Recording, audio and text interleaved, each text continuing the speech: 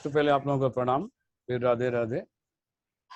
अभी अभी प्रवीण जी ने सुनाया मोह के बारे में। तो सारी समस्या का जड़ ये मोह ही है। रामायण में तो वो है ही है लिखा हुआ कि मोह सब व्याधिन कर मूला, इते पुनि पुनि उपजई सब सूला। सारे दुखों का जड़ ये मोह है।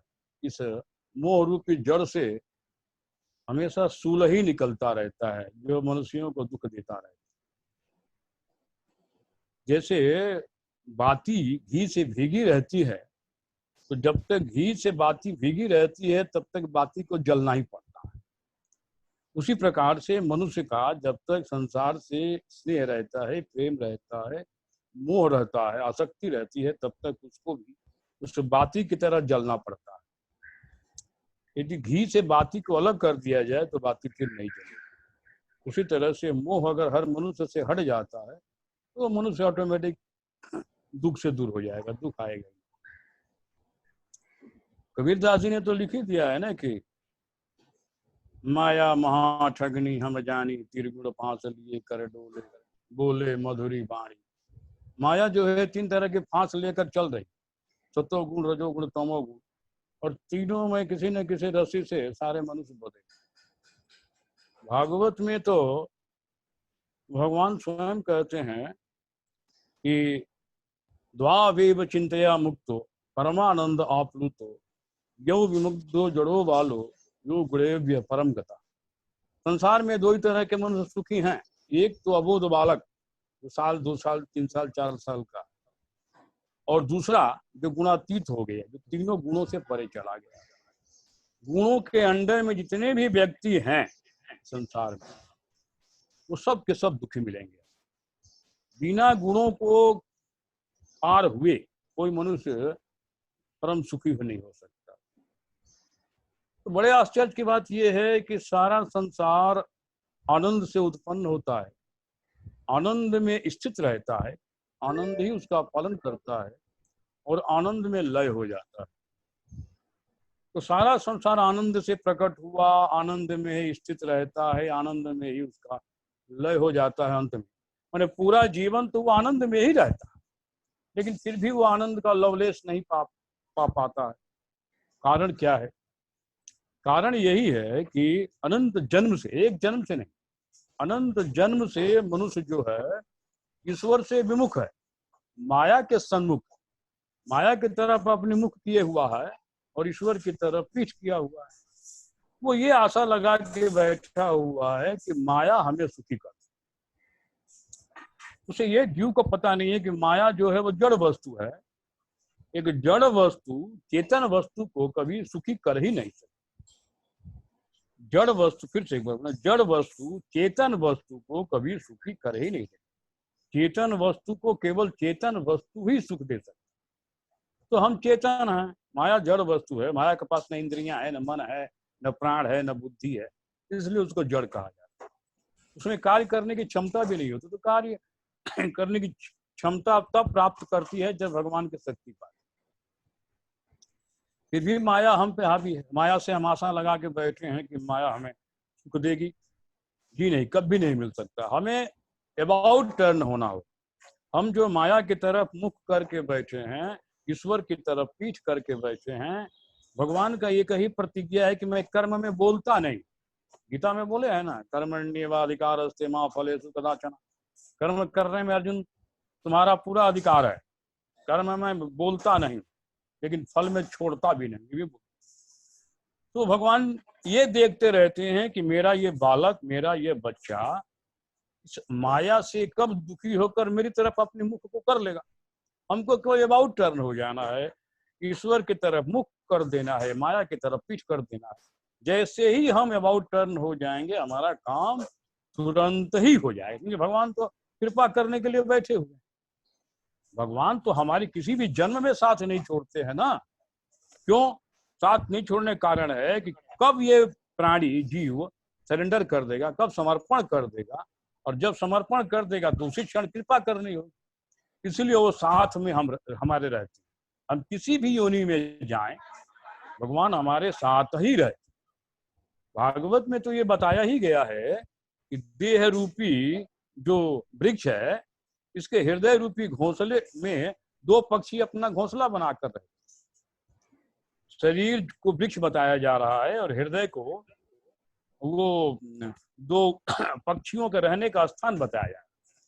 जीव रूपी पक्षी और ईश्वर रूपी पक्षी, ये दोनों पक्षी अपना घोंसला बनाकर रहते हैं।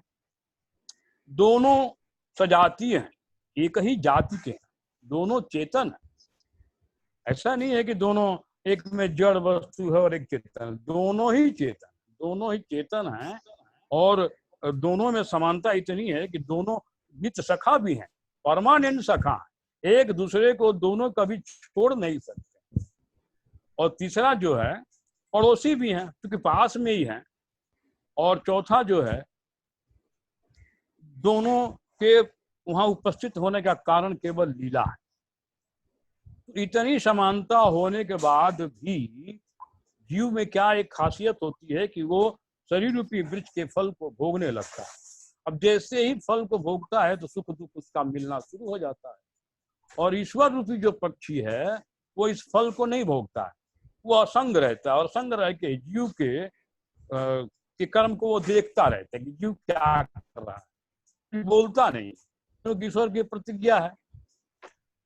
अब इतनी समानता होने के बाद भी ईश्वर में और जीव में एक विलक्षण अंतर है। विलक्षण अंतर ये है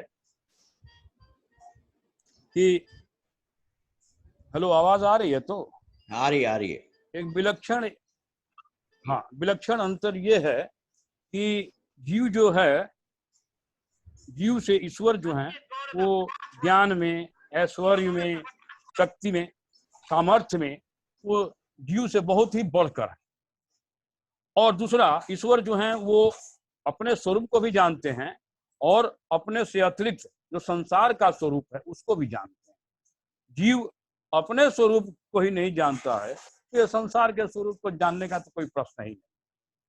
तो जीव अविद्या से युक्त है, इसलिए वो बंधन में पड़ जाता है।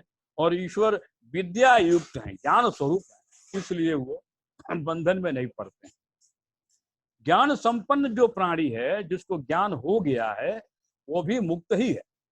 जैसे स्वप्न से जगा हुआ प्राणी, जैसे स्वप्न में क्या होता है, स्वप्न में भी जिस शरीर में हम यहाँ हैं वर्तमान में, उसी तरह का स्वप्न में एक शरीर प्राप्त हो जाता है। और उस शरीर से हम नाना प्रकार के कर्म को करने लगते हैं। उसका नतीजा ये होता है कि उस शरीर में हम बंध जाते हैं, स्वप्निक शरीर में हम बंध जाते हैं और वर्तमान शरीर से हमारा संबंध कट जाता है। लेकिन जैसे ही स्वप्न, नींद हमारी टूट जाती है, तो स्वप्न में प्राप्त हुए शरीर से हमारा संपर्क कट जाता है। फिर उस शरीर के चक्कर में या स्वप्न में जो वस्तुएं प्राप्त हुई है उसके चक्कर में हम नहीं पड़ते हैं। तो स्वप्निक शरीर से जैसे ही नींद खुली, वर्तमान शरीर से हमारा उस स्वप्न शरीर से संबंध हमारा कट जाता है। इसी प्रकार से जो मनुष्य ज्ञान संपन्न हो गया है, वह स्थूल शरीर और सूक्ष्म शरीर से अपना संपर्क तोड़ लेता है। जैसे हम लोग के पास 3 शरीर होता है, एक होता है ये कारण शरीर, एक होता है सूक्ष्म शरीर और एक होता है स्थूल शरीर। स्थूल शरीर ये बाहर का बॉडी जो बाहर दिखाई देता है, और सूक्ष्म शरीर उसको कहते हैं जिसमें इंद्रिय, मन, बुद्धि रहती है। और तीसरा कारण शरीर आत्मा है। तो आत्मा जब भी निकलती है तो सूक्ष्म शरीर को लेकर ही निकलती है, इसमें इंद्रिय, मन, बुद्धि रहती है। और फिर दूसरे शरीर में जब प्रवेश करती है तो ये मन में जो सारा चीज भरा हुआ है उसी तरह का फिर हमारा स्वभाव बन जाता है। और वैसी तरह का एटमॉस्फेयर, वातावरण, प्राणी मात्र हमें प्राप्त हो जाते हैं। नया कुछ नहीं मिलता, जो हमें प्राप्त है उसी को फॉरवर्ड कर दिया जाता है नए शरीर के साथ। एक बार फिर बोलो, जो हमें प्राप्त इस जन्म में हो जाता है, कुछ भी हो, चाहे संसारिक हो या आध्यात्मिक हो, तो कारण शरीर माने आत्मा, सूक्ष्म शरीर जिसमें इंद्रिय, मन, बुद्धि, ये तीनों को सूक्ष्म शरीर को लेकर निकलती है और एक दूसरे शरीर में प्रवेश करती है, तो हमें नया कुछ नहीं मिलता, नया केवल शरीर मिलता है। जो हमारे चित्त में भरा हुआ है उसी को आगे फॉरवर्ड कर दिया जाता है, बढ़ा दिया जाता है। फिर हमारा आगे भी उसी तरह की समस्याएं शुरू हो जाती है। इसीलिए कहा जाता है कि इस जन्म में ही अपना काम बना लेना चाहिए। तो जगा हुआ मनुष्य जैसे अपने स्वप्निक शरीर से संबंध तोड़ लेता है, उसी प्रकार से ज्ञान संपन्न पुरुष भी स्थूल शरीर और सूक्ष्म शरीर दोनों से अपने को अलग करके अपने कारण शरीर में स्थित हो जाता है, और वही मुक्ति कहा गया। अब ईश्वर के सम्मुख जब हम होते हैं तो ईश्वर से जुड़ने का 3 उपाय बताया गया। ये तो आप लोग जानती हैं, कर्म योग है, ज्ञान योग है, भक्ति योग है। भक्ति योग चूंकि सरल है इसलिए भक्ति योग को ही पकड़ना चाहिए। ज्ञान योग में जो संत के बड़े बड़े सन्यासी हैं वो लोग पकड़ते हैं, भाई वो उनकी लीला वही जाने, हम लोग नहीं पार पा सकते, इसलिए भक्ति योग सबसे सरल है। रामायण में तो भगवान ने कही दिया है ना अयोध्या वासियों से, सर्वप्रथम तुम अपने इस शरीर रूपी नौका को गुरु के हवाले करो। उन्होंने कहा है कि नर तन भाव बहु मेरो बेरो सन्मुख अमृत अनुग्रह मेरो करुण धार सद गुरु दृढ़ नावा दुर्लभ साज सुलभ कृपा। इस नौका को जब तुम गुरु के हवाले करते हो तो इस नौका के पतवार बन जाते हैं गुरु, इसका चप्पू चलाने लगे, और मैं स्मरण मात्र से लक्ष्य की तरफ हवा करने लगता हूं। दोनों गुरु गोविंद मिलके उस जू को पार लगा देते हैं। भगवान ने क्लियर कट कहा है कि तन कर फल जो पर लोक यहाँ सुख चाहू सुनि मम वचन हृदय दृढ़ गाहू सुलभ सुखद मार्ग यही भाई मोरी भगति पुराण सुत गाई। तो अगर सुख चाहते हो इस लोक और परलोक में तो मेरी बातों को दृढ़ता से अपने हृदय में रख लो। केवल मेरी भक्ति है जो श्रुतियों और पुराणों और वेदों में गाया गया है, मेरी भक्ति ही श्लोक और परलोक में तुम्हें सुख दे सकती। आगे भगवान ने कह दिया है, इतन कर फल विषय न भाई स्वर्ग उत्सव अंत दुखदाई। अगर तुम स्वर्ग तक भी पा जाते हो तो थोड़ी देर के लिए, फिर बाद में दुख ही है। नर्तन पाई विषय मन देहि पलटि सुधाते सठ विषय लेहि। नर्तन पाकर जो मनुष्य केवल विषयों में इसको लगाता है, अपने शरीर का उपयोग करता है, तो भगवान कहते हैं वो अमृत को त्याग कर विष इकट्ठा कर रहा है। तई कबहू भल कहीं न कोई गुंजाग्र सही परसमानी कोई। उस व्यक्ति को कोई भी अच्छा मनुष्य नहीं बोलता है जो अपने पारसमणि को त्याग कर झार झंकार को प्राप्त करने में लगा हुआ है। आगे भगवान ने ज्ञान के बारे में कह दिया है, ज्ञान यगम प्रत्युप अनेका साधन कठिन मन कहूं टेका करी कष्ट बहु पावई को भक्तहीन मोहि प्रिय नहीं सो। और किसी ने ज्ञान इकट्ठा कर भी लिया है तो भक्तिहीन होने के कारण मेरा प्रिय होता नहीं। ज्ञान इकट्ठा करना बहुत है कठिन है, बहुत बाधाएं उसमें, मन टिकता भी नहीं। भक्ति में तो फिर भी टिक जाता है। भगवान कहते हैं किसी ने ज्ञान इकट्ठा कर भी लिया तो मेरा प्रिय होता नहीं है भक्तिहीन होने के कारण। भक्ति स्वतंत्र सकल सुख खानी बिन सत्संग न पावई प्राणी। भक्ति जो है सारे सुखों को देने वाली है, बिना सत्संग का प्राप्त भी नहीं होता। इसमें कोई नियम कानून भी नहीं है, जैसे मन वैसे भक्ति कीजिए, बिना नहाए कीजिए, बिना धोए कीजिए, जैसे मन वैसे भक्ति, कोई नियम कानून। भागवत में भगवान ने क्लियर कट कह दिया, भक्ति हम एक आग्राह्य सुधाय आत्मा प्रताम भक्ति पुनाति मनिष्ठा सुपाकांड की संभवात। भगवान ने यहाँ तक कहा मुझे केवल भक्ति ही ग्राह्य है, मंजूर है, मैं भक्ति से ही मिलूंगा, मुझे प्राप्त करने का और दूसरा कोई उपाय ही नहीं। मैं अनन्य श्रद्धा और अनन्य भक्ति से ही पकड़ में आता हूँ और मुझे प्राप्त करने का यह एक ही उपाय। अर्थात 3 बार ही शब्द का उन्होंने प्रयोग किया है। उन्होंने यहाँ तक कह दिया है यम योग इंसान ध्यान दान व्रत तपोधैर्य व्याख्या स्वाध्याय संन्यास से प्राप्त यत्नवान। भगवान कहते हैं तो बड़े बड़े साधक बड़ी बड़ी साधना करके, यानी योग तप जप तप करके जो मुझे प्राप्त करना चाहते हैं, संन्यास के द्वारा भी मुझे प्राप्त करना चाहते हैं, लेकिन भक्ति और सत्संग के द्वारा तो मैं अत्यंत सुलभ हो जाता हूँ। मुझे और मार्गों से प्राप्त करना बहुत कठिन है, मैं नहीं मिलूंगा, कोई गारंटी नहीं है, लेकिन भक्ति मार्ग से तो मैं बिल्कुल ही गारंटी है हमारी मिलने का। इसलिए हमें भक्ति मार्ग को ही अपनाना चाहिए जो शास्त्रों के अनुसार से बताया गया है। अब हम थोड़े गीता में आते हैं। गीता के 4थे अध्याय का आप लोग 19वां श्लोक देख लीजिएगा। इसमें भगवान कहते हैं अर्जुन से, यह उत्तरजित सर्गो येषां सामे स्थितिं मनः निर्दोषम समम ब्रह्म तस्मात् ब्रह्मणि ते स्थित। भगवान कहते हैं कि जिनका मन समभाव में स्थित है, साधना से क्या लाभ होता है? साधना जो हम लोग कर रहे हैं कि साधना एक सबसे बड़ा जो लाभ होता है, मन सम अवस्था में आ जाता है, सुख हर्षित नहीं होगा, दुख में विचलित नहीं होगा,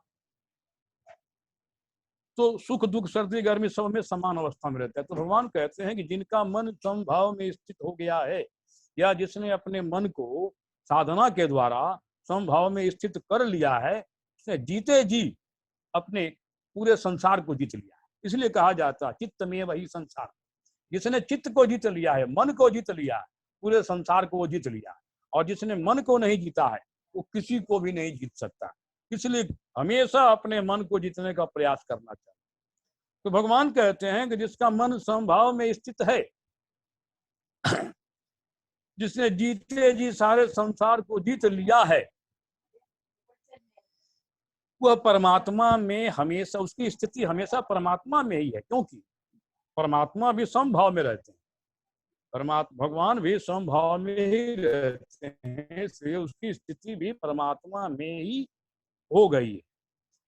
अब गीता के पांचवें अध्याय में चलते हैं। यहाँ भगवान ये बता रहे हैं कि सारे जो विषय हैं संसार के, सब के सब दुख रूप। भगवान कहते हैं कि ये छठवें अध्याय का 22वां, 5वें अध्याय का 22वां श्लोक आप लोग देखिए। इसमें भगवान कहते हैं कि ये ही संस्पर्शा भोगा दुखियो न एवते आद्यंतवंतः कौन्तेय तृष्णा रमते बुधा। ये इंद्रियों और विषयों के संपर्क से जो विषय प्रकट होता है, जो भोग प्रकट होता है, वो संसारी पुरुष को तो सुख रूप भासता। तब भी भगवान कहते हैं कि सुख रूप वो दिखाई दे रहा, सुख रूप है नहीं। सुख रूप भास रहा है, वो दिखाई दे रहा, सुख रूप है नहीं, और आदि अंत वाला है। सुख रूप दिखाई देने का वो दुख का ही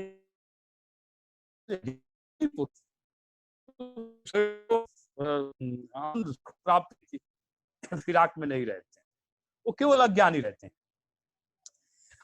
एक दिन हमने कहा था कि अज्ञानी जो है वो शरीर इंद्रिय मन के लेवल पर ही जीते हैं, इससे ऊपर जाते ही नहीं। वो हमेशा विषयों के चक्कर में ही पड़े रहते हैं, विषयों से प्राप्त करने का उनका अभ्यास बने रहता है।